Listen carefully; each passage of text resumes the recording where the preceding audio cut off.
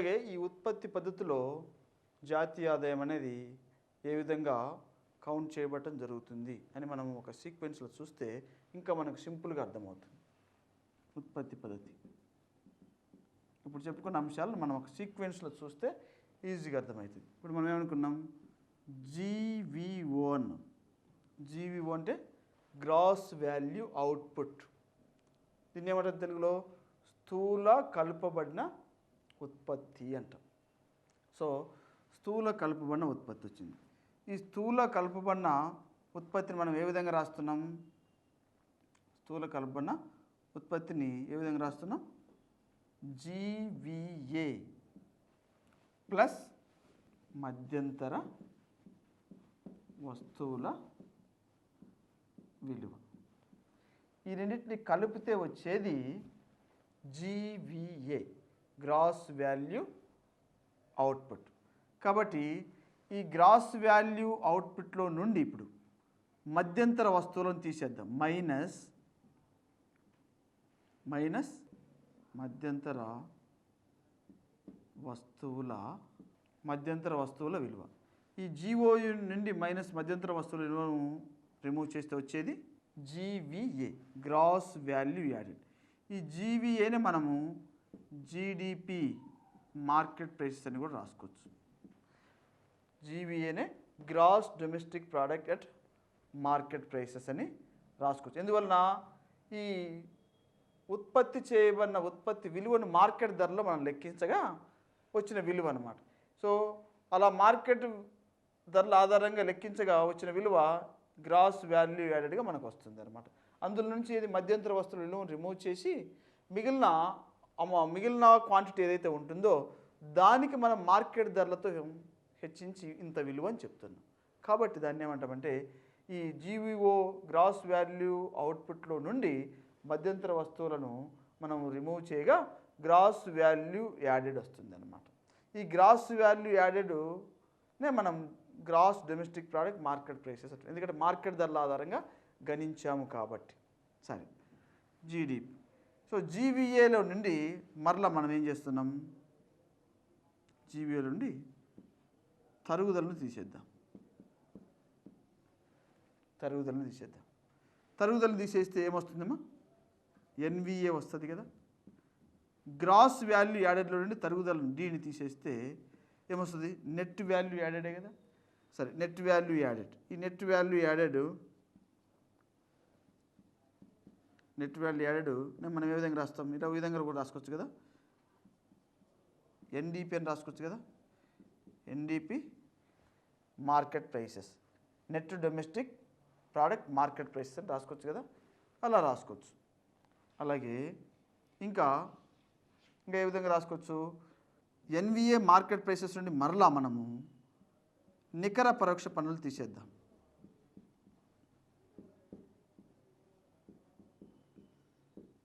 నికర పరోక్ష పన్నులు నెట్ 18.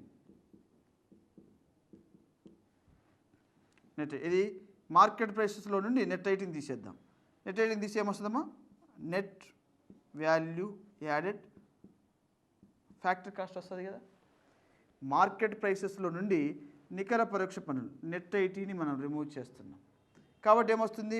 మార్కెట్ ధరల్లో మనం గణించేటప్పుడు ఏం చేస్తాం? నికర పరోక్ష పన్నులను మైనస్ చేయడం జరుగుతుంది. కాబట్టి నెట్ 18ని లేదా నికర పరోక్ష పన్నులు రిమూవ్ చేయగా వచ్చేది నెట్ వాల్యూ యాడెడ్. దీన్ని ఏ విధంగా రాసుకోవచ్చు? మనం ఇలా రాసుకోవచ్చు కదా. Net domestic product factory cost అని రాసుకోవచ్చు కదా. ఇలా అని రాసుకోవచ్చు. నెట్ వాల్యూ యాడెడ్ ఫ్యాక్టరీ కాస్ట్ను net domestic product factory cost అని రాసుకోవచ్చు. మళ్ళీ దీనికి ఎన్ఎఫ్ఐని యాడ్ చేద్దాం అనుకుందాం. ఎన్ఎఫ్ఐని యాడ్ చేద్దాం. Net factor income from abroad. Net factor income from అబ్రాడ్ని యాడ్ చేస్తే ఏమొస్తుంది? అప్పుడు జీవీఏ. ఇప్పుడు ఏమైంది? నెట్. ఇక్కడ ఏం కలుపుతున్నాం? Net factor income from abroad అంటే ఇతర దేశాల నుంచి వచ్చిన ఆదాయాన్ని మనం కలుపుతూ ఉన్నాం. కాబట్టి ఏమొస్తుంది? ఇతర దేశాల నుంచి వచ్చే ఆదాయము కలిపినప్పుడు gross value added factor cost equal to దీన్ని మనం ఏ విధంగా రాసుకోవచ్చు? NNP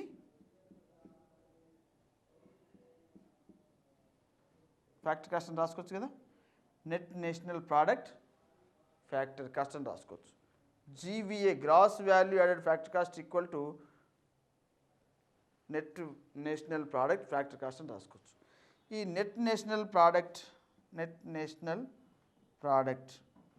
factor cost equal to national income.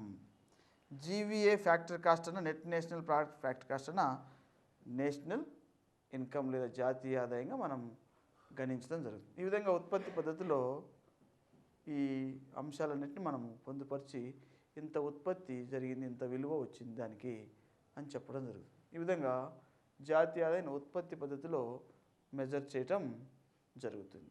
అలాగే ఉత్పత్తి పద్ధతి తర్వాత రెండవ మదింపు పద్ధతి ఆదాయ మదింపు పద్ధతి. ఆదాయ మదింపు పద్ధతిలో జాతీయ ఆదాయాన్ని ప్రధానంగా లెక్కించడం జరుగుతూ ఉంది.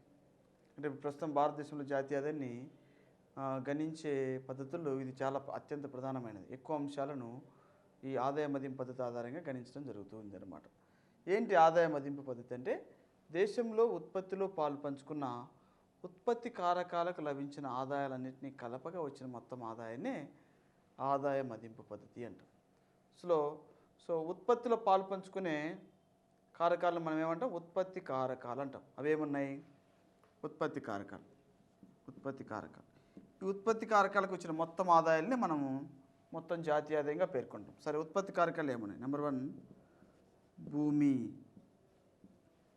నెంబర్ 2 శ్రమ, నెంబర్ 3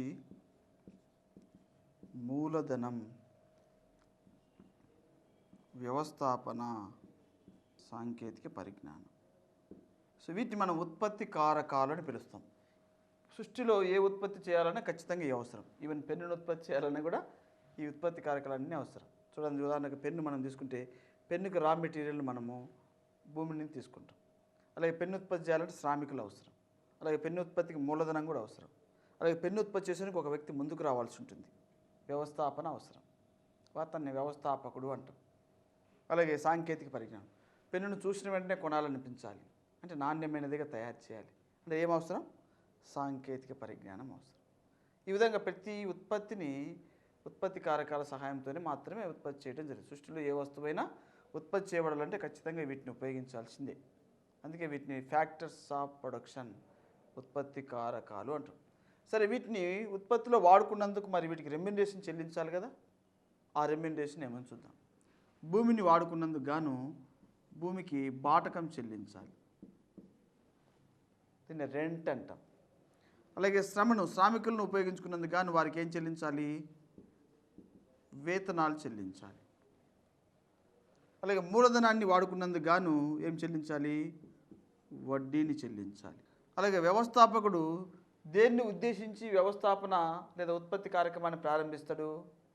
లాభాలను ఆశించి. అలాగే సాంకేతిక పరిజ్ఞానాన్ని ఉపయోగించుకున్నందుకు చెల్లించే ప్రతిఫలాన్ని ఏమంటారంటే రాయల్టీ అంటారు. ఇలా ఉత్పత్తి కారకాలకు ప్రతిఫలాలను చెల్లించడం జరుగుతుంది. ఈ విధంగా వచ్చిన మొత్తము ఇన్కమే national income according to income method. ఆదాయ మదింపు పద్ధతి ప్రకారము ఉత్పత్తి కారకాలకు వచ్చిన మొత్తం ఆదాయాలన్నింటినీ జాతీయ ఆదాయము అంటాం. దీన్ని ఇంకేమంటారంటే ఉత్పత్తి మదింపు పద్ధతిని వాటాల పంపిణీ లేదా బదిలీ పద్ధతి, వాటాల పంపిణీ లేదా బదిలీ పద్ధతి లేదా ఉత్పత్తి కారకాల చెల్లింపుల పద్ధతి అని కూడా పిలవటం జరుగుతుంది. ఎందుకంటే వేటి వాటా వాటికి చెల్లిస్తున్నారు కాబట్టి వాటాలు వెళ్ళిపోతున్నాయి. దేని వాట దానికి. వాటాల పంపిణీ లేదా బదిలీ పద్ధతి. ఉత్పత్తి కారకాలకు చెల్లిస్తున్నారు కాబట్టి ఉత్పత్తి కారకాల చెల్లింపుల పద్ధతి అని కూడా పిలవటం జరుగుతుంది. Distribution method, income method, factors payments method అని కూడా పిలవటం జరుగుతుంది. ఈ విధంగా ఆదాయ మదింపు పద్ధతి ద్వారా జాతీయ ఆదాయాన్ని ఈ విధంగా గణించడం జరుగుతుంది. ఇది రెండవ పద్ధతి అన్నమాట. అదేమో మొదటి పద్ధతి ఉత్పత్తి పద్ధతి. ఉత్పత్తి పద్ధతిని మనము కొన్ని అంశాలు ముఖ్యంగా ప్రాథమిక రంగంలోని అంశాలను గణించేందుకు ప్రధానంగా ఉపయోగించడం జరుగుతుంది. దాన్ని ఉత్పత్తి పద్ధతి అంటాం, ఉత్పత్తి సేవా పద్ధతి అంటాం, నికర విలువ పద్ధతి అంటాం, అలాగే ఇండస్ట్రీస్ ఆరిజిన్ మెథడ్ అంటాం, అలాగే ఇన్వెంటరీ మెథడ్ అని కూడా అంటాం ఉత్పత్తి పద్ధతి. దీన్నేమో ఆదాయ మదింపు పద్ధతిని వాటాల పంపిణీ పద్ధతి అంటాం, వాటాల బదిలీ పద్ధతి అంటాం, అలాగే కారక చెల్లింపుల పద్ధతి అని కూడా పిలవటం జరుగుతుంది. ఇది రెండవ పద్ధతి అన్నమాట. అలాగే మూడవ పద్ధతి వ్యయ పద్ధతి, ఎక్స్పెండిచర్ మెథడ్. ఈ వ్యయ పద్ధతి ఆధునికమైన పద్ధతిగా పిలవటం జరుగుతుంది. ఇది ఆధునికమైన పద్ధతి అన్నమాట. అలాగే ఇది అభివృద్ధి చెందిన దేశాల్లో ప్రధానంగా ఉపయోగించడం జరుగుతుంది. భారతదేశం లాంటి దేశాల్లో ముఖ్యంగా ప్రధానంగా ఉత్పత్తి పద్ధతి, ఆదాయ పద్ధతిని ఉపయోగిస్తున్నారు. వ్యయ పద్ధతిని కూడా ఉపయోగిస్తున్నారు, చాలా తక్కువ. కేవలం నిర్మాణాల విలువను లెక్కించేటప్పుడు ఈ వ్యయ పద్ధతిని ఉపయోగించడం జరుగుతుంది. ఇది ఆధునికమైన పద్ధతి మరియు అభివృద్ధి చెందిన దేశాల్లో ఉపయోగించే పద్ధతిగా దీన్ని పిలవటం జరుగుతుంది. ఈ వ్యయ పద్ధతిని జేఎం కీన్స్ దీనికి ఎక్కువగా ఇంపార్టెన్స్ ఇవ్వటం జరిగిందన్నమాట, వ్యయ పద్ధతి. ఎందుకంటే ఇది ఖచ్చితత్వాన్ని సూచించే పద్ధతి. ఖచ్చితమైన విలువను కనుక్కునేందుకు వ్యయ పద్ధతి ప్రధానంగా ఉపయోగపడటం జరుగుతుంది. సరే, వ్యయం. ఈ వ్యయం అనేది రెండు రకాలుగా ఉంటుంది. వినియోగ వ్యయం రూపంలో ఉంటుంది, అలాగే పెట్టుబడి వ్యయం రూపంలో ఉంటుంది. ఇప్పుడు ఉదాహరణకు మనము ఏదైనా ఇప్పుడు పెన్నును కొన్నాం. పెన్నును కొన్నట్లయితే దాన్ని వినియోగ వ్యయము అంటాం. అలా కాకుండా ఒక ఐస్ ఫ్యాక్టరీ కోసం ఇంటిని కొన్నాం, దాన్ని ఏమంటాం? పెట్టుబడి వ్యయము అంటాం. అలా వినియోగ వ్యయం, పెట్టుబడి వ్యయం, వ్యయం అన్నంతటిని ఒక దేశ ఆర్థిక వ్యవస్థలో జరిగిన మొత్తం వినియోగ వ్యయం, పెట్టుబడి వ్యయాలన్నింటినీ కలిపి చూడగా వచ్చిందే జాతీయ ఆదాయం. మనం ఏం చెప్పుకున్నాం మొట్టమొదటిసారి? ఒక దేశంలో జరిగిన ఉత్పత్తికి ఏమొస్తుంది? ఆదాయం వస్తుంది. ఆదాయం ఏమవుతుంది? ఖర్చు అయిపోతుంది కదా. కాబట్టి మొత్తం ఉత్పత్తి ఈక్వల్ మొత్తం ఆదాయం ఈక్వల్ టు మొత్తం వ్యయం అన్నాం, అంతే కదా. వచ్చిన ఆదాయం ఏదో ఒక రూపంలో ఖర్చు అయిపోవడం జరుగుతుంది. ఆ విధంగా ఒక దేశంలో జరిగిన మొత్తం వ్యయము కౌంట్ చేస్తే వచ్చేదే జాతీయ ఆదాయం అని వ్యయ పద్ధతిలో మనం తెలుసుకుంటాం అన్నమాట. అయితే పర్టికులర్గా ఒక దేశంలో ఈ వ్యయాన్ని చేసే ఏజెన్సీలు ప్రధానంగా ఏముంటాయి? వ్యయాన్ని చేసే ఏజెన్సీలు ప్రధానంగా మనం చూస్తే వ్యయాన్ని చేసే ఏజెన్సీలు కుటుంబ రంగం ఉంటుంది, హౌస్ హోల్డ్ సెక్టార్ ఉంటుంది కదా, కుటుంబాలు వ్యయం చేయడం జరుగుతుంది. రెండవది సంస్థల రంగం, expenditure of the firms, expenditure of the households. అలాగే ప్రభుత్వ రంగం, కుటుంబ రంగం, సంస్థల రంగం, ప్రభుత్వం, అంటే విదేశీ రంగం కూడా ఉంటుంది. కానీ మేజర్గా ఇవే అన్నట్టు. ఈ మూడు రంగాల్లో జరిగే వ్యయాన్ని మనము కలిపి చూడగా వచ్చేదే జాతీయ ఆదాయం. కాబట్టి ఇంకా మనము ఏ విధంగా రాసుకోవచ్చు? National income equal to expenditure of households అని రాసుకోవచ్చు కదా. Expenditure of the household sector అంటే కుటుంబ రంగం, హౌస్ హోల్డ్ సెక్టార్ కుటుంబ రంగం, plus expenditure of the firms అని రాసుకోవచ్చు కదా. ఫిర్మ్ అంటే సంస్థ అని. Expenditure of the firms plus expenditure of the government అని రాసుకోవచ్చు కదా. So national income equal to expenditure of the households, expenditure of the firms, expenditure of the government అని రాసుకోవచ్చు. ఈ విధంగా మనము ఈ మూడింటిని మనం చూస్తే ఇంకా దీన్ని ఏ విధంగా కూడా మనం చెప్పొచ్చు? కుటుంబ రంగము, దాన్ని కుటుంబ రంగము ప్లస్ సంస్థల రంగాన్ని ఏ విధంగా రాసుకోవచ్చు? ప్రైవేట్ రంగము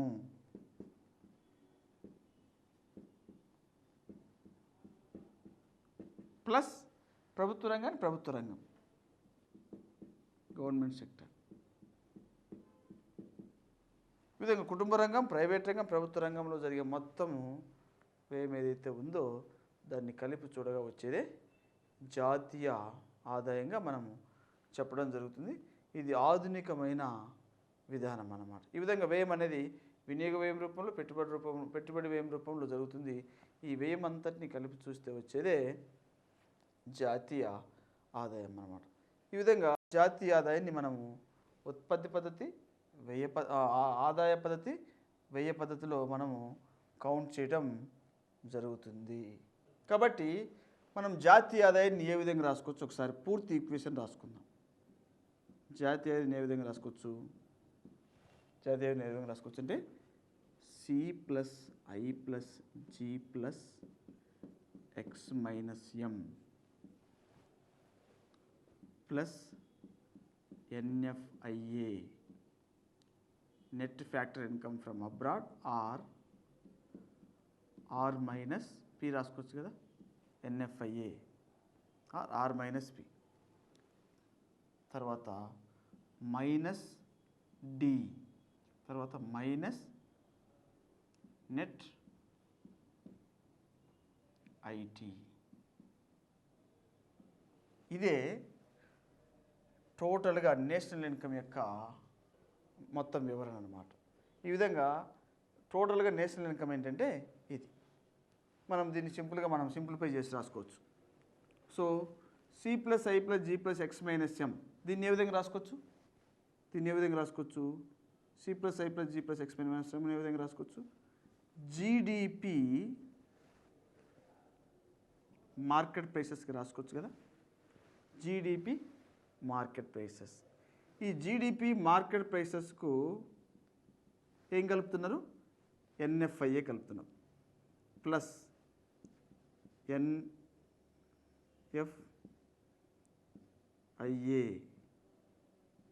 ఎన్ఎఫ్ఐఏ కలిపినప్పుడు ఏమొస్తుంది చెప్పాలి? జిఎన్పి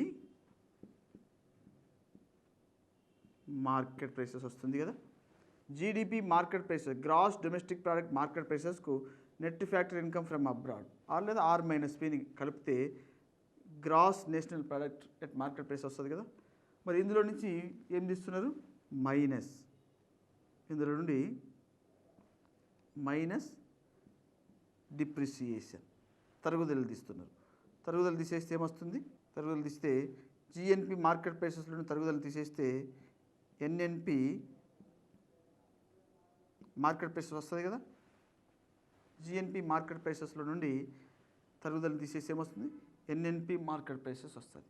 ఎందుకంటే తరుగుదల పోగా గ్రాస్, ఇక్కడేం గ్రాస్, ఇక్కడ net. Gross national product market ప్రైసెస్లో నుండి తరుగుదల తీసేస్తున్నాం, డీని డిప్రిసియేషన్ తీసేస్తే net national product market prices వస్తుంది.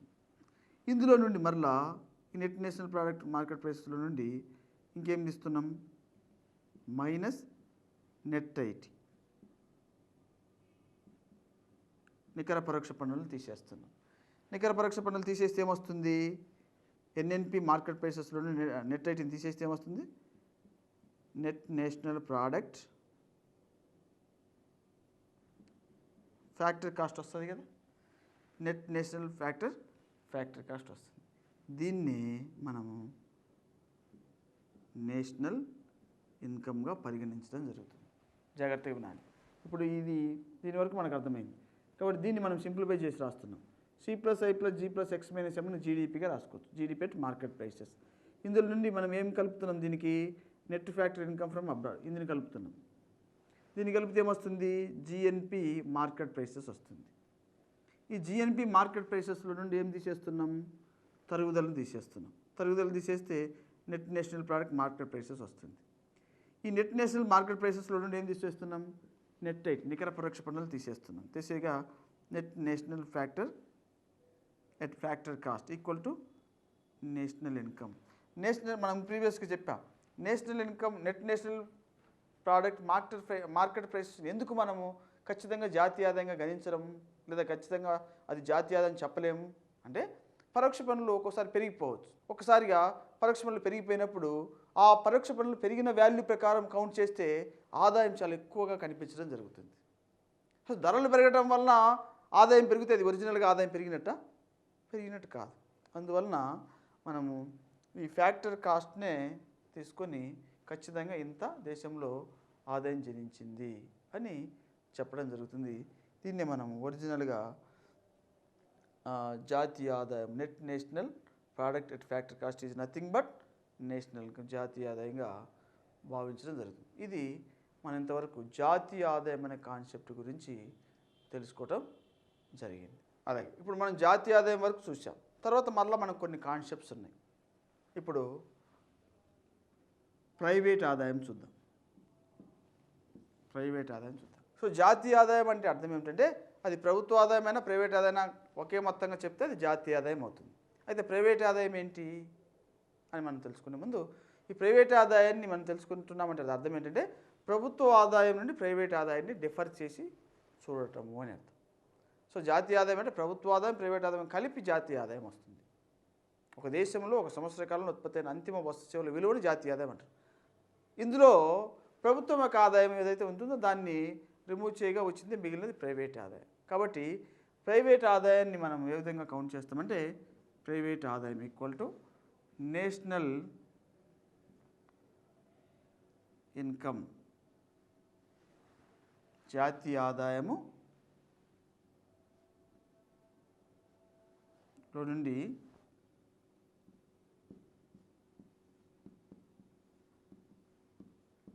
ప్రభుత్వ రంగ సంస్థల లాభాలు, ప్రభుత్వ రంగ సంస్థల లాభాలు మైనస్ ప్రభుత్వ రంగ పొదుపు. అంటే ప్రభుత్వ రంగ సంస్థలు ఏమన్నా పొదుపును కలిగి ఉన్నట్లయితే ఆ అమౌంట్ రిమూవ్ చేయాల్సి ఉంటుందన్నమాట. బదిలీ. సో ప్రైవేట్ ఆదాయం అంటే అర్థం ఏమిటంటే ఒక దేశంలో ప్రైవేటు వ్యక్తులు ఆర్జిస్తున్న ఆదాయం లేదా ప్రైవేటు వ్యక్తులు ఎంత ఆదాయాన్ని సంపాదించుకుంటున్నారు, ఎంత ఆదాయాన్ని గడిస్తున్నారు అని తెలియజేసేదే ప్రైవేట్ ఆదాయం.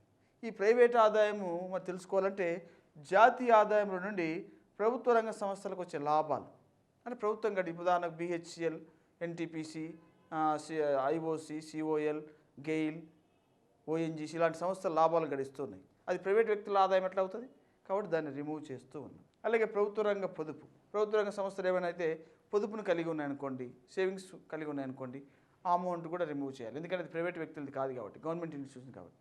అలాగే వడ్డీలు, ఇన్ కేస్ ప్రభుత్వం ఏమన్నా ప్రైవేట్ వ్యక్తుల నుంచి రుణాలు తీసుకున్నట్లయితే ఆ రుణాలకు వడ్డీలు చెల్లించడం జరుగుతుంది. ఆ వడ్డీలు ఎవరికి వెళ్తాయి?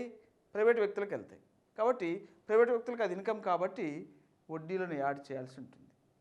అలాగే బదిలీ చెల్లింపులు, బదిలీ చెల్లింపులు అంటే ఇతర దేశాల నుంచి కానీ స్వదేశం నుంచి కానీ వ్యక్తులకు ఉచితంగా లభించే ఆర్థికపరమైన అవకాశాలు లేదా ఆర్థికపరమైన సోర్సెస్, అవి చాలా రకాలు ఉంటాయి బదిలీ చెల్లింపు. ఈ బదిలీ చెల్లింపులు ప్రైవేట్ ఆదాయాన్ని ప్రమోట్ చేయడం జరుగుతుంది. ఎందుకంటే వ్యక్తులకు సమకూరటం జరుగుతుంది అన్నమాట. ఈ ఉత్పత్తికి పాలు పంచే బదిలీ చెల్లింపులు అర్థం ఏంటంటే ఉత్పత్తిలో పాలు పంచుకోకుండా వ్యక్తిగత ఆదాయాన్ని ప్రమోట్ చేసే ఆదాయ మార్గాలను బదిలీ చెల్లింపులు ట్రాన్స్ఫర్ ఆఫ్ పేమెంట్స్ అంటాం. ఉదాహరణకు నిరుద్యోగ భృతి కావచ్చు, లేదా గ్రాంట్లు కావచ్చు, విరాళాలు కావచ్చు, శరణార్థులకు ఇచ్చే సహాయం కావచ్చు, లేదా స్కాలర్షిప్లు కావచ్చు, ఫెలోషిప్లు కావచ్చు, లేదా పెన్షన్లు కావచ్చు, అలాగే ప్రకృతి వైపరీత్యాల సమయంలో సహాయం చేసే సహాయం కావచ్చు. ఇదంతా వ్యక్తుల యొక్క ఆదాయాన్ని ప్రమోట్ చేయడం జరుగుతుంది. అందువల్ల ట్రాన్స్ఫర్ ఆఫ్ పేమెంట్స్ను ప్రైవేట్ ఆదాయంలో భాగంగా చెప్పడం జరుగుతుంది అన్నమాట. ట్రాన్స్ఫర్ ఆఫ్ పేమెంట్స్ ప్రైవేట్ ఆదాయంలో భాగంగా చెప్పడం జరుగుతుంది. ఎందుకంటే అవి వ్యక్తుల ఆదాయాన్ని ప్రమోట్ చేస్తాయి కాబట్టి. ఉదాహరణకు ఇప్పుడు ఒక రిటైర్ అయిన వ్యక్తికి పెన్షన్ వస్తుంది. ఆ పెన్షన్ వ్యక్తిగత ఆదాయాన్ని ప్రమోట్ చేస్తుందా లేదా? చేస్తుంది. కానీ పెన్షన్ ఇవ్వడం వల్ల అతను ఏమైనా ఉత్పత్తి చేస్తున్నాడా? ఉత్పత్తి చేయడం. మనం జాతీయ ఆదాయం అంటే ఏం చెప్పినాం? ఒక దేశంలో ఉత్పత్తి చేయమని అంతిమ వస్తు సేవల విలువలో ఏదైతే భాగమై ఉంటుందో అది జాతీయ ఆదాయం అన్నాం. కానీ పెన్షన్ ఎట్లా జాతీయ ఆదాయం అవుతుంది? నిరుద్యోగ భృతి ఎట్లా జాతీయ ఆదాయం అవుతుంది? అలాగే శరణార్థులకు ఇచ్చే సహాయం ఎట్లా జాతీయ ఆదాయం అవుతుంది? అదే ఉదారంగా మనకిచ్చే దానాలు కానీ కాంట్రిబ్యూషన్ విరాళాలు కానీ ఇవన్నీ జాతీయ ఆదాయం ఎట్లా అవుతాయి? కావు. అవి వ్యక్తిగత ఆదాయాన్ని ప్రమోట్ చేసే అంశాలు. వాటిని మనం బదిలీ చెల్లింపులు ట్రాన్స్ఫర్ ఆఫ్ పేమెంట్స్ అంటాం. గుర్తుపెట్టుకోవాలి. ప్రీవియస్గా కూడా అడిగాడు కింది వాళ్ళు ట్రాన్స్ఫర్ ఆఫ్ పేమెంట్ ఏది అని. ఇవన్నీ శరణార్థులకు ఇచ్చే సహాయము, ప్రకృతి వైపరీత్యాల సమయంలో చేయబడే సహాయము, నిరుద్యోగ భృతి, ఉపకార వేతనాలు, అలాగే ఫెలోషిప్లు, అలాగే గ్రాంట్లు, విరాళాలు, అలాగే ఇంకా పెన్షన్లు, వృద్ధాప్య పెన్షన్లు, సబ్సిడీలు, ఇవన్నీ ఏమవుతాయంటే ఒక వ్యక్తుల యొక్క ఆదాయాన్ని ప్రమోట్ చేయడం జరుగుతూ ఉంది. అందుకే వీటిని మనము ప్రైవేట్ ఇన్కంలో భాగంగా చెప్పడం జరుగుతుంది. కాబట్టి ప్రైవేట్ ఇన్కమ్ అంటే ఏందో చూసాం. తర్వాత ప్రైవేట్ ఇన్కమ్ తర్వాత మరొక కాన్సెప్ట్ పర్సనల్ ఇన్కమ్, వ్యష్టి ఆదాయం.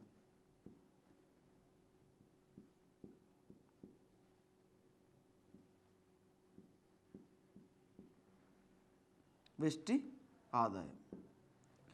ఇదేమో ప్రైవేటు వ్యక్తులకు జనించే ఆదాయం అన్నమాట. అంటే ప్రైవేటు వ్యక్తులు సంపాదించే ఆదాయం అంతా ఇందులో వస్తుంది. వెస్టి ఆదాయం అంటే ప్రైవేటు వ్యక్తుల చేతిలోకి వచ్చే ఇన్కమ్ ఎంత. ఇదేమో ప్రైవేటు వ్యక్తులకు ఎంత ఆదాయం వస్తుందో చెప్తుంది. అంటే ప్రభుత్వ ఆదాయం పోగా ప్రైవేటు వ్యక్తులకు ఎంత ఆదాయం వస్తుందో చెప్పేదే ప్రైవేట్ ఇన్కమ్. కానీ ఈ ప్రైవేట్ ఆదాయం అంతా వ్యక్తుల చేతిలోకి వస్తుందా? అంత చేతిలోకి రాదు, కొంత మినహాయించబడుతుంది రకరకాల రూపంలో. ఆ మినహాయించబడిన రూపాలను రిమూవ్ చేయగా వచ్చే ఇన్కమే వెస్టి ఆదాయం. సింపుల్గా చెప్పాలంటే దేశంలోని ప్రైవేటు వ్యక్తులకు సమకూరే ఆదాయము, ఇదేమో దేశంలోని ప్రైవేటు వ్యక్తుల చేతిలోకి వచ్చే ఆదాయం. దీన్ని ఎలా కౌంట్ చేయడం జరుగుతుంది? వెస్టి ఆదాయం ఈక్వల్ టు ప్రైవేటు ఆదాయము మైనస్ పంచిపెట్టబడిన లాభాలు మైనస్ కార్పొరేట్ పన్నులు. ఈ ప్రైవేట్ ఆదాయం నుంచి పంచిపెట్టబడిన లాభాలు, కార్పొరేట్ పన్నులు మినహాయిస్తే వచ్చేదే వెస్టి ఆదాయము. దీన్ని మనము పర్సనల్ ఇన్కమ్ అంటాం, పిఐ అంటాం. Personal income. సో పర్సనల్ ఇన్కంలో ప్రైవేట్ ఆదాయంలో నుండి ఇవి పంచిపెట్టబడిన లాభాలు అంటే అర్థం ఏమిటంటే, ఇప్పుడు కొంతమంది ప్రైవేట్ వ్యక్తులు ఒక సంస్థను ప్రారంభించి లాభాలు గడించారు అనుకుందాం. ఆ లాభాలు గడించిన ఇన్కంలో కొంత నిర్దిష్టమైన మొత్తాన్ని సపరేట్గా ఒక నిధిలాగా ఉంచేసి ఫర్దర్ అవసరాల కోసం దాన్ని అంటి ఉంచవచ్చు. అలాంటప్పుడు అది వ్యక్తిగత ఆదాయంలో ఎట్లా జమ అవటం జరుగుతుంది? ఉదాహరణకు ఒక 100 కోట్ల రూపాయలు ఆదాయం వచ్చింది అనుకుందాం ప్రైవేట్ వ్యక్తికి. అయితే ఈ 100 కోట్ల రూపాయల ఆదాయంలో ఒక 15 కోట్లను సపరేట్గా భవిష్యత్తు అవసరాల కోసం, భవిష్యత్తులో వినియోగించే పర్పస్లో దాన్ని సపరేట్ చేశాడు అనుకుందాం. అప్పుడు దాన్ని ఏమంటారంటే పంచిపెట్టబడిన లాభంగా పరిగణించడం జరుగుతుంది అన్నమాట. అలా భవిష్యత్తు అవసరాల కోసం సపరేట్గా తీసి ఉంచిన ఇన్కాన్ని, లేదా భవిష్యత్తు అవసరాల కోసం సపరేట్గా తీసి ఉంచిన మొత్తాన్ని పంచిపెట్టబడిన లాభము అని పిలవటం జరుగుతుంది. అలాగే కార్పొరేట్ పన్నులు చెల్లించాలి. ఇప్పుడు ఒక వ్యక్తికి 100 కోట్ల రూపాయల లాభం వచ్చింది. మరి 100 కోట్ల రూపాయల లాభం మీద ప్రభుత్వానికి పన్ను చెల్లించాలి. దాన్ని మనము లాభం పైన విధించే పన్నుగా లేదా కార్పొరేషన్ ట్యాక్స్గా పిలుస్తాం. ప్రస్తుతం భారత ప్రభుత్వానికి అత్యధికంగా ఆదాయం లభించే పన్ను ఏంటి? కార్పొరేషన్ పన్ను. కార్పొరేషన్ పన్ను అనగా కంపెనీ లాభాలపైన విధించే పన్ను. కాబట్టి లాభాలు గడించినప్పుడు ప్రభుత్వము కార్పొరేషన్ పన్ను రూపంలో కొంత ప్రైవేట్ వ్యక్తుల ఆదాయాన్ని తీసేసుకోవడం జరుగుతుంది. కాబట్టి ప్రైవేట్ ఇన్కమ్ నుండి కార్పొరేషన్ పన్నులు మినహాయించాలి కదా. అలా ఈ పంచిపెట్టబడిన లాభాలు, కార్పొరేట్ పన్నులు పోగా అతని చేతిలోకి కొంత అమౌంట్ వస్తుంది అన్నమాట. అతనికి చేతిలోకి రావడానికి కొంత అమౌంట్ అవకాశం ఉంటుంది. అంటే అతనికి ఒరిజినల్గా రావడానికి అవకాశం ఉన్న అమౌంట్ అన్నమాట. ఈ విధంగా వెస్టి ఆదాయం అనేది ప్రైవేట్ ఆదాయం మైనస్ పంచిపెట్టిన లాభాలు, కార్పొరేట్ పన్నులుగా మనం చెప్పవచ్చు. అలాగే ఇంకా వ్యయార్హ ఆదాయం అని ఉంది. వ్యయార్హ ఆదాయం, దీన్ని డిస్పోజబుల్ ఇన్కమ్ అంటాం, డిపిఐ, డిస్పోజబుల్ ఇన్కమ్. వ్యయార్హ ఆదాయము మైనస్ వెస్టి ఆదాయము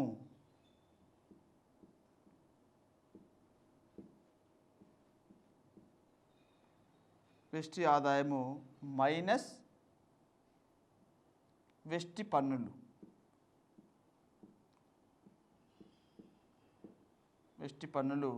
వీటిని మనము టీడీ అని కూడా రాసుకోవచ్చు, డైరెక్ట్ పన్నులు, పెనాల్టీలు.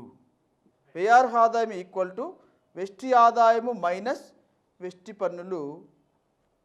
మనం డైరెక్ట్ ట్యాక్సేషన్ రూపంలో చెప్తాం. అలాగే పెనాల్టీలు అంటే ఒక వ్యక్తికి వచ్చిన ఆదాయంలో నుండి మరలా డైరెక్ట్ ట్యాక్సెస్ రూపంలో, వెస్టి పన్నుల రూపంలో కొంత అమౌంట్ వెళ్ళిపోవడం జరుగుతుంది. అలాగే పెనాల్టీలు ఏమన్నా అతను బేర్ చేయాల్సి ఉంటే అది కూడా వెళ్ళిపోవడం జరుగుతుంది. అది పోగా వచ్చిన ఇన్కమ్ ఏదైతే ఉంటుందో దాన్నే మనం వ్యయము చేయటానికి అర్హత కలిగిన ఆదాయంగా చెప్పడం జరుగుతుంది. దాన్ని డిస్పోజబుల్ ఇన్కమ్ అని పిలుస్తారు. వ్యయార్హ ఆదాయము అంటే వెస్టి ఆదాయం వచ్చింది మొత్తాన్ని మనము ఖర్చు చేయడానికి వీల్లేదు. ఎందుకంటే డైరెక్ట్ ట్యాక్సెస్ మనము పే చేయాల్సి ఉంటుంది. ఉదాహరణకు ఇప్పుడు ఇన్కమ్ ట్యాక్స్ ఉంది, ఇన్కమ్ ట్యాక్స్ లిమిట్ ఉంది. ఇన్కమ్ ట్యాక్స్ లిమిట్ ఏముంది? ఇప్పుడు మనం గమనిస్తే బడ్జెట్లో 2,50,000 మించి ఆదాయం వచ్చే వాళ్ళపైన ప్రభుత్వం ఇన్కమ్ ట్యాక్స్ వసూలు చేస్తుంది. సో 2,50,000 మించి మనకు ఆదాయం వస్తున్నప్పుడు ప్రభుత్వం మనకు చెప్పకుండా కట్ చేసేసుకుంటుంది అనమాట. అలాగే ఇంకా వెస్ట్ పన్నుల్లో ప్రొఫెషన్ ట్యాక్స్ ఉంటుంది, వృత్తి పన్ను అని, దాన్ని కూడా గవర్నమెంట్ కట్ చేసుకుంటూ ఉంటుంది. అలాగే ఏదైనా మనం తప్పులు చేసినామనుకోండి పెనాల్టీలు విధిస్తారు. ఉదాహరణకు మనం ఏదైనా తప్పు చేసినప్పుడు మనకు ఇంక్రిమెంట్లు కట్ చేయటము, మనకు రావాల్సిన బోనస్లు ఆపేయటము, లేదా మన పైన ఏదైనా ఆర్థికపరమైన చర్య తీసుకొని మన శాలరీని తగ్గించేయటము, డిమోషన్ చేయటము, ఇలాంటివి కూడా ఉంటాయి. అలాంటప్పుడు వాటిని రిమూవ్ చేయాలి కదా. అలా రిమూవ్ చేయగా వచ్చిన ఆదాయమే మన చేతిలోకి వస్తుంది, దాన్ని మనం ఖర్చు చేసుకోవచ్చు. అలా ఈ వ్యయార్హ ఆదాయం అనేది వెస్టి ఆదాయంలో నుండి వెస్టి పన్నులను రిమూవ్ చేయాలి. వెస్టి పన్నులు అంటే ఇప్పుడే చెప్పాం కదా, ఆదాయం పన్ను, అలాగే వృత్తి పన్ను లాంటి పన్నులు, వాటిని మనం డైరెక్ట్ ట్యాక్స్, టీడీ అంటే డైరెక్ట్ ట్యాక్సెస్ అని. వెస్టి పన్నులు, ఆదాయం పన్ను, వృత్తి పన్ను లాంటివి రిమూవ్ చేయాలి. అలాగే మైనస్ పెనాల్టీలు. పెనాల్టీలు అంటే ఏదైనా తప్పు చేసినప్పుడు ప్రభుత్వం మన పైన పెనాల్టీ వేసి దాన్ని చెల్లించాల్సి ఉంటుంది. ఈ అమౌంట్ పోగా ఏదైతే అమౌంట్ వస్తుందో అదే వ్యయార్హ ఆదాయము, వ్యయము చేయటానికి అర్హత కలిగిన ఆదాయము అని అర్థం. వ్యయము చేయటానికి అర్హత కలిగిన ఆదాయము అని చెప్పొచ్చు అన్నమాట. దీని డిస్పోజబుల్ ఇన్కమ్ అంటాం. వ్యయార్హ ఆదాయం ఈక్వల్ టు పొదుపు ప్లస్ వినియోగంగా రాసుకోవచ్చు, లేదా equal to savings plus consumption. So disposable income అనేదాన్ని సాధారణంగా ఒక వ్యక్తి ఏం చేస్తాడంటే మనకు కొంత ఆదాయం వచ్చిన ఆదాయాన్ని మొత్తం మనం ఖర్చు చేసుకోవచ్చు, నో ప్రాబ్లం. కానీ తెలివి కల వాళ్ళు ఏం చేస్తారు, కొంత పొదుపు చేసుకుంటారు, కొంత ఖర్చు చేసుకోవడం జరుగుతుంది. మన చేతిలోకి వచ్చిన ఆదాయం ఏదైతే ఉందో ఇప్పుడు ఎన్ని పోగా వ్యయార్హ ఆదాయం వస్తుంది. ఒక 20,000 వచ్చింది అనుకుందాం. ఈ 20,000 ఖర్చు చేసుకోవచ్చు, మనకు అవకాశం ఉంది.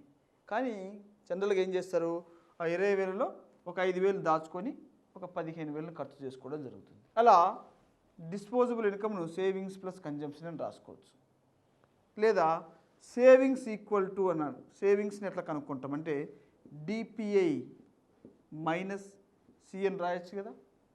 డిస్పోజబుల్ ఇన్కమ్ మైనస్ కన్జంప్షన్ పోగా వచ్చేదే సేవింగ్స్. అలాగే సిని కనుక్కునేటప్పుడు, కన్జంప్షన్ కనుక్కునేటప్పుడు డిస్పోజబుల్ ఇన్కమ్ మైనస్ సేవింగ్స్ రాసుకోగా వచ్చేదే కన్జంప్షన్. ఈ విధంగా వెస్టి ఆదాయం అనేది, వెస్టి ఆదాయంలో నుండి అవి తీసేస్తే వ్యయార్హ ఆదాయం వస్తుంది. వ్యయార్హ ఆదాయం అనేది ఈ రెండింటి కలయిక కూడా మనము చెప్పుకోవచ్చు. అలాగే తలసరి ఆదాయం PCI, per capital income, already మనం ఇంతకుముందు చెప్పాం.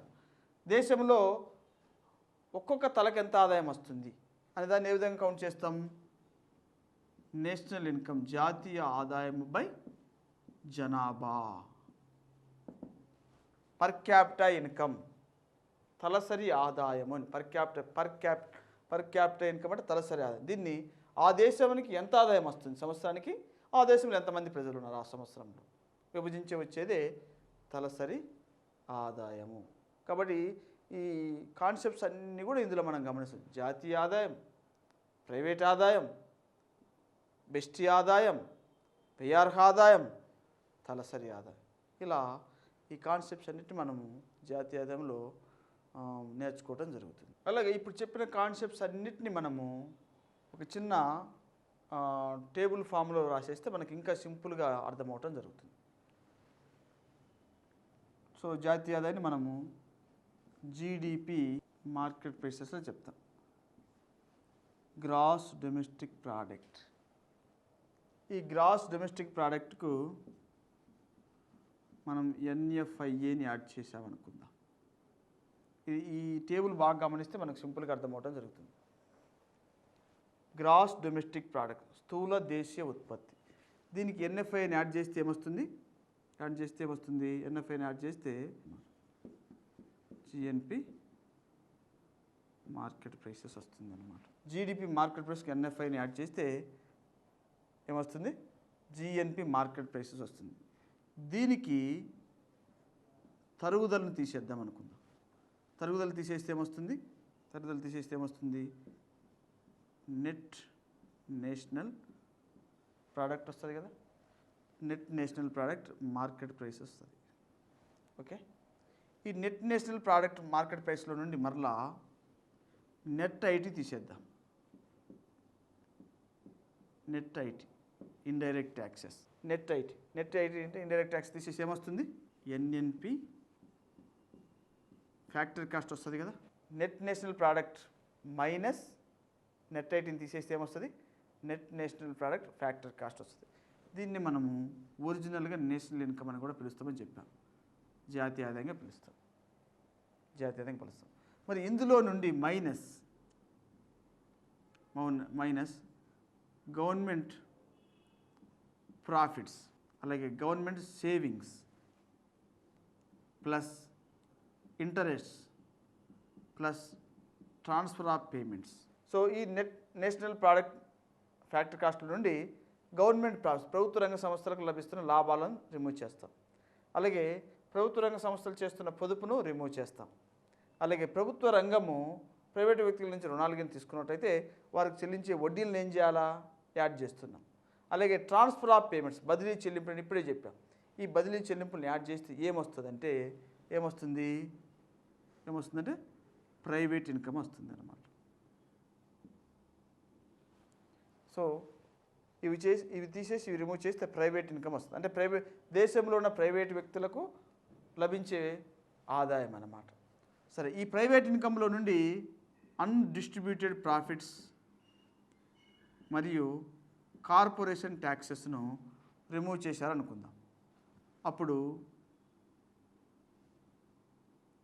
ఏమొస్తుంది ఈ ప్రైవేట్ ఇన్కంలో నుండి అన్డిస్ట్రిబ్యూటెడ్ ప్రాఫిట్స్ కార్పొరేషన్ ట్యాక్సెస్ను రిమూవ్ చేస్తే ఏమొస్తుంది పర్సనల్ ఇన్కమ్ వస్తుంది.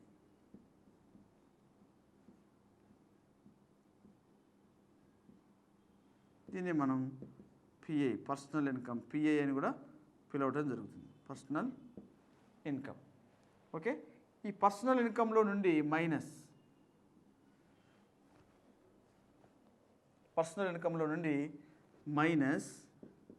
Direct taxes minus penalties.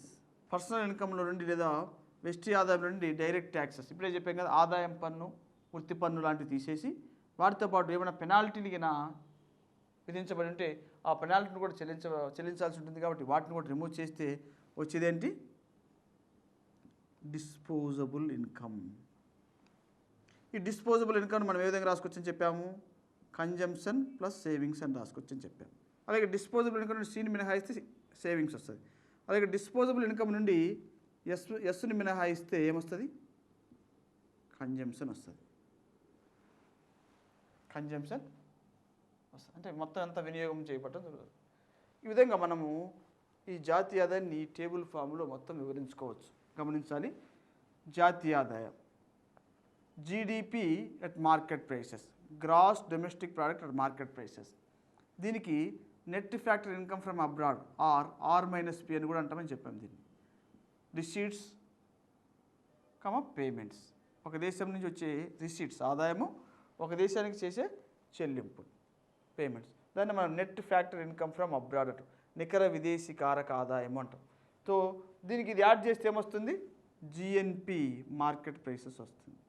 Gross national product, ఇక్కడ ఏమి డొమెస్టిక్, ఇక్కడ నేషనల్. అంటే నేషనల్ జాతీయ అనే పదంలో విదేశీ ఆదాయం కూడా యాడ్ అవుతుందని మనం ముందుగానే చెప్పాం. గ్రాస్ నేషనల్ ప్రోడక్ట్, స్థూల జాతీయ ఉత్పత్తి. అలా సో స్థూల జాతీయ ఉత్పత్తి వచ్చింది ఇది కలపటం వల్ల. ఇందులో నుండి తరుగుదల తీసేసాం.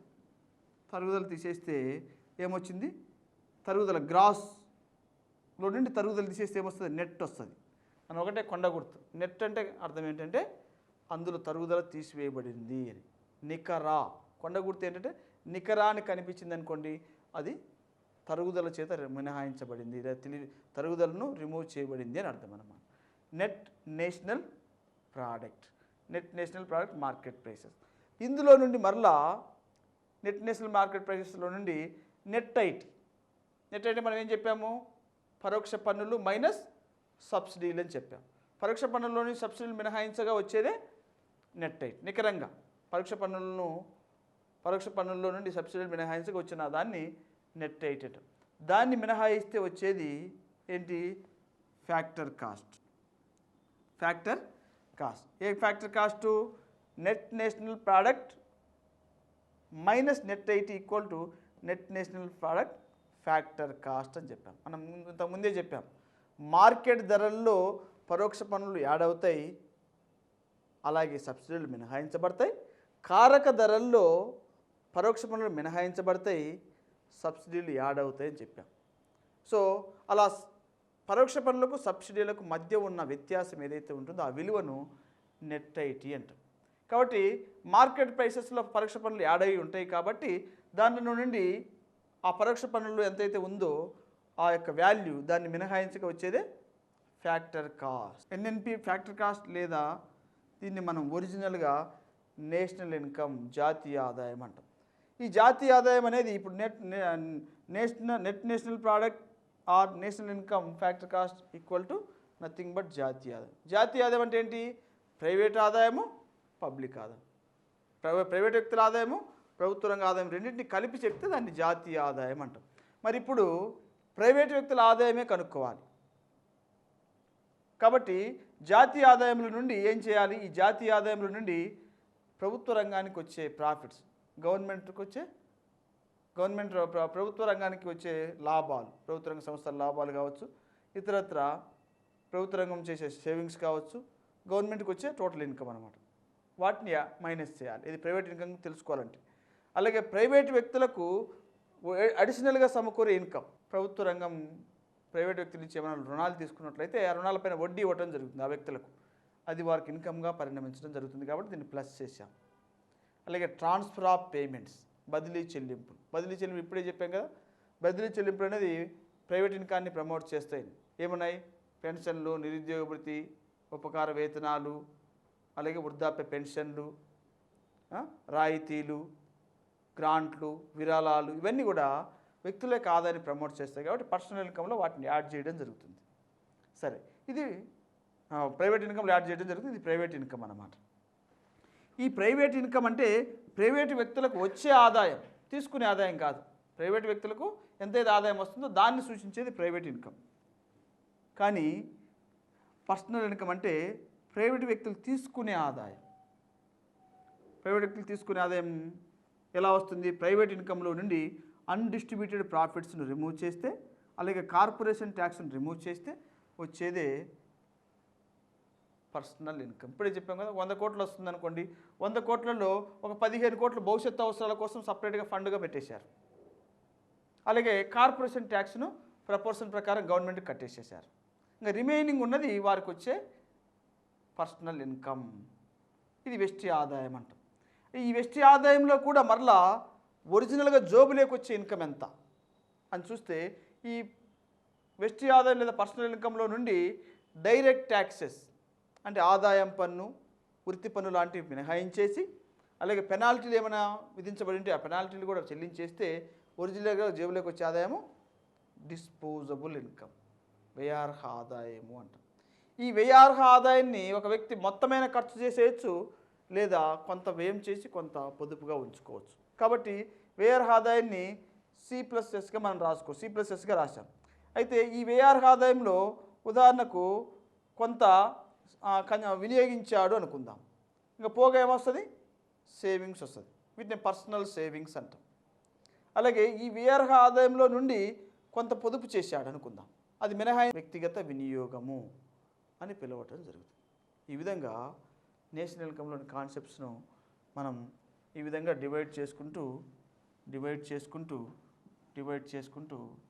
వీటిని మనం ఎవాల్యూట్ చేయటం జరుగుతుంది.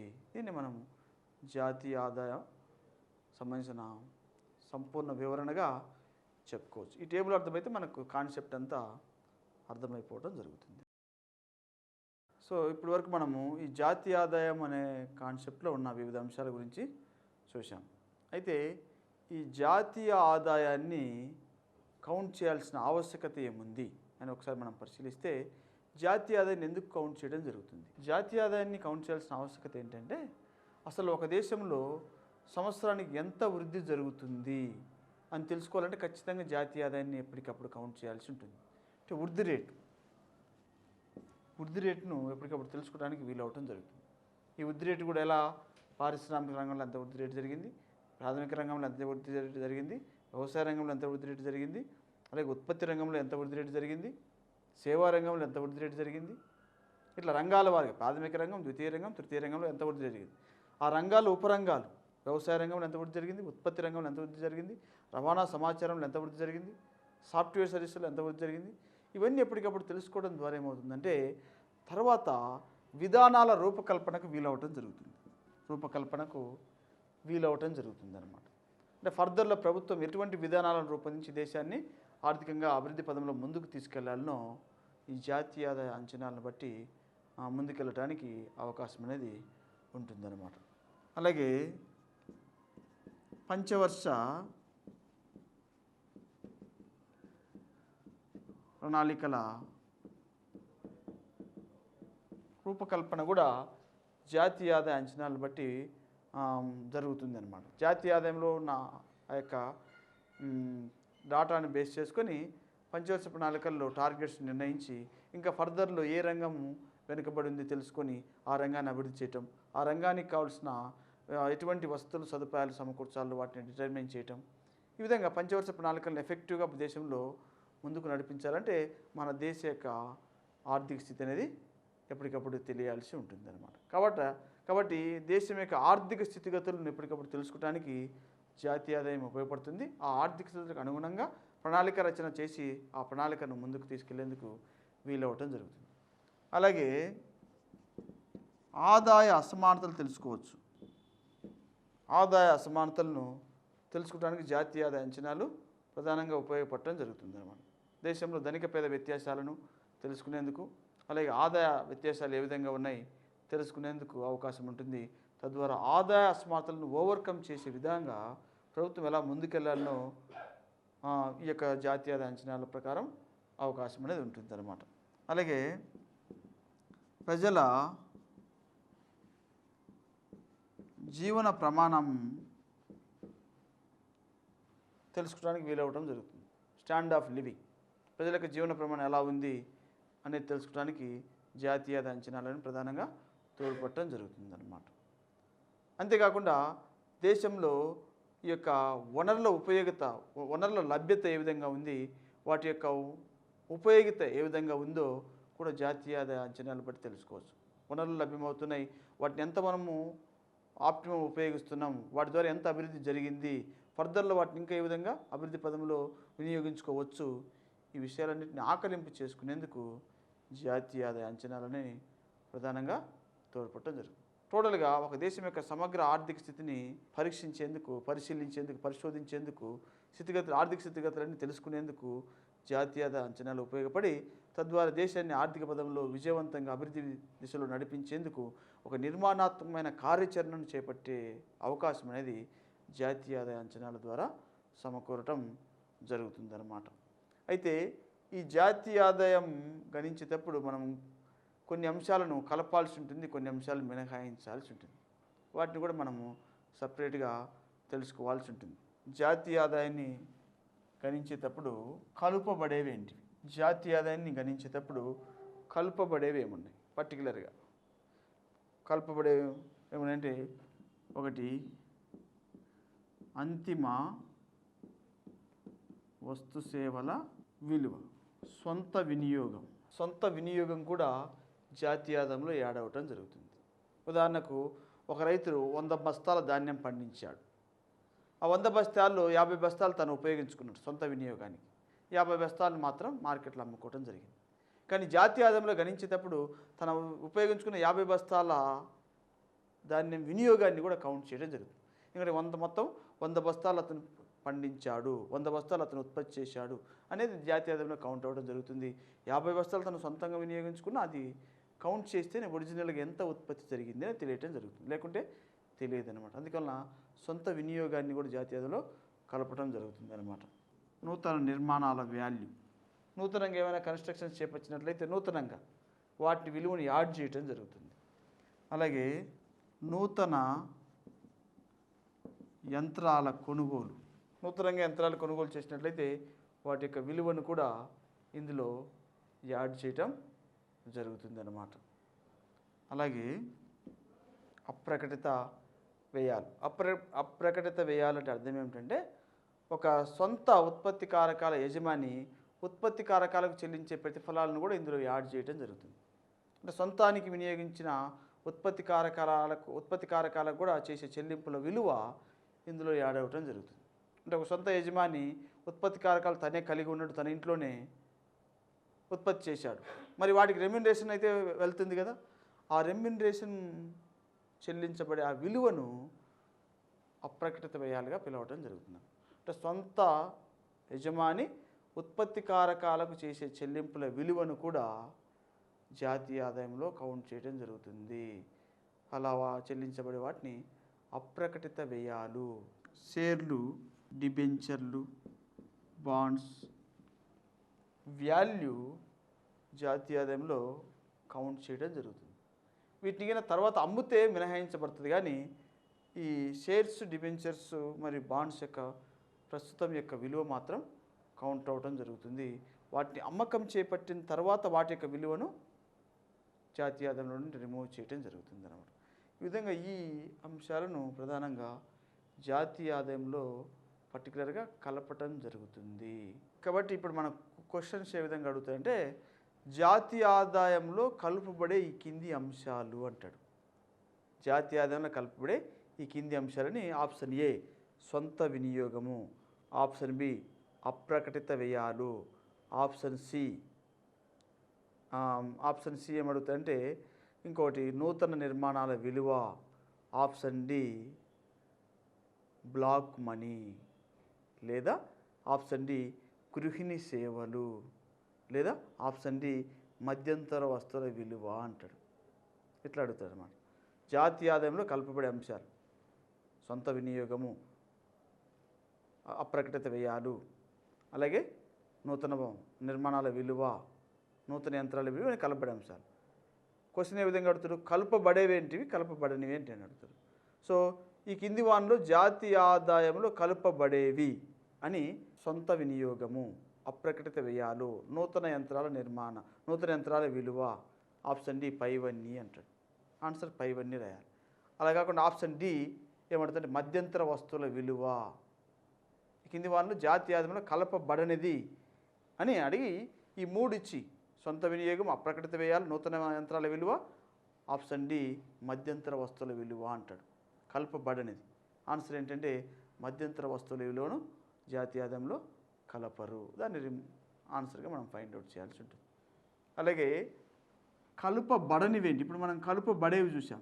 జాతీయ ఆదాయంలో కలుపబడని అంశాలు ఏమున్నాయి? అందులో నెంబర్ 1 మధ్యంతర వస్తువులను జాతీయ ఆదాయంలో కలపరు. ఇప్పుడు నేను చెప్పాను కదా, వస్త్రం విలువను కౌంట్ చేసినప్పుడు నూలు విలువను కౌంట్ చేయరు. నూలు విలువ ఆల్రెడీ వస్త్రం విలువలో వస్తుంది కాబట్టి నూలేమో ప్రతి వస్త్రానికి మధ్యంతర వస్తువు ఏంటి? నూలు. కాబట్టి ఈ మధ్యంతర వస్తువైన నూలు విలువను కౌంట్ చేయడం జరగదు, వస్త్రం విలువనే కౌంట్ చేయడం జరుగుతుంది అన్నమాట. అలా అలా మధ్యంతర వస్తువుల విలువను రిమూవ్ చేసి కౌంట్ చేస్తేనే జాతీయ ఆదాయం వస్తుంది అన్నమాట, మధ్యంతర వస్తువుల విలువ. రెండోది గృహిణి సేవలను జాతీయ ఆదాయంలో కలపరు. ఇప్పుడు ఉదాహరణకు ఒక తల్లి బాబుకు సంరక్షణ చేపడుతుంది. తల్లి బాబుకు సంరక్షణ చేపట్టినప్పుడు ఆ సంరక్షణ చేసిన ఆ సర్వీస్కి ఇంతని విలువ మనం ఎట్లా చెప్పగలం? కౌంట్ చేయగలమా? కౌంట్ చేయలేం. కాబట్టి అది ఆ యొక్క సర్వీస్ను మనం జాతీయ ఆదాయంలో కలపడానికి వీలు లేదు. గృహిణి సేవ, భార్య భర్తకు సేవ చేస్తుంది, వాళ్ళు చేసిన సేవ ఇంతని అమౌంట్ ఎలా చెప్పలేం. అందుకోసం గృహిణి సేవలను మినహాయించడం జరుగుతుంది. మూడోది విశ్రాంతి సమయం విలువను జాతీయ ఆదాయంలో భాగంగా కలపడం జరగదన్నమాట. ఎందుకంటే విశ్రాంతి సమయంలో ఉత్పత్తి అనేది జనరేట్ కాదు కాబట్టి ఉత్పత్తికి విలువ ఉండదు కాబట్టి విశ్రాంతి సమయం విలువను కలపరు. నాలుగోది బ్లాక్ మనీ, నల్లధనం. బ్లాక్ మనీ చట్టబద్ధత కలిగి ఉండదు కాబట్టి దాన్ని జాతీయ ఆదాయంలో భాగంగా కలపటం జరగదు. అలాగే గాలివాటు లాభాలు.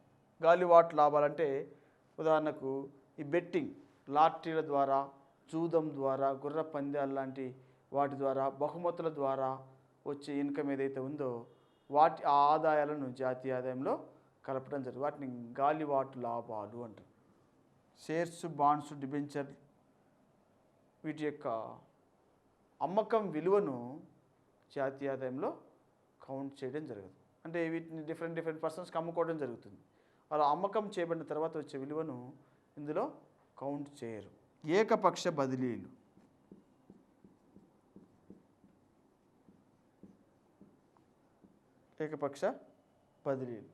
ఏకపక్ష బదిలీలు అంటే ఉదాహరణకు గ్రాంట్ల రూపంలో, విరాళాల రూపంలో, ఉచిత ఆర్థిక సహాయం రూపంలో వచ్చే మొత్తాలను జాతీయ ఆదాయంలో కలపరు. వీటిని ఏకపక్ష బదిలీలు అని పిలవటం జరుగుతుంది. ఉదాహరణ, ఒక దేశం భారతదేశానికి ఉదారంగా ఎయిడ్స్ వ్యాధి నిర్మూలన కోసం కొంత గ్రాంట్ ఇచ్చిందనుకో, ఆ వాల్యూని జాతీయ ఆదాయంలో కలపరు. అలా ఏకపక్ష బదిలీలు. ఎనిమిదవది తరుగుదల. తరుగుదలను కూడా సాధారణంగా జనరల్గా జాతీయ ఆదాయంలో కలిపి సూచించరన్నమాట. వస్తు సేవల వినియోగం జరిగేటప్పుడు యంత్రాలు, ముఖ్యంగా స్థిర మూలధనం వినియోగించబడేటప్పుడు తరుగుదల ఏర్పడుతుంది. ఆ తరుగుదలను రిమూవ్ చేసే వాల్యూని చెప్పడం జరుగుతుంది. తరుగుదలని యాడ్ చేయరు. అలాగే బదిలీ చెల్లింపు, ట్రాన్స్ఫర్ ఆఫ్ పేమెంట్స్.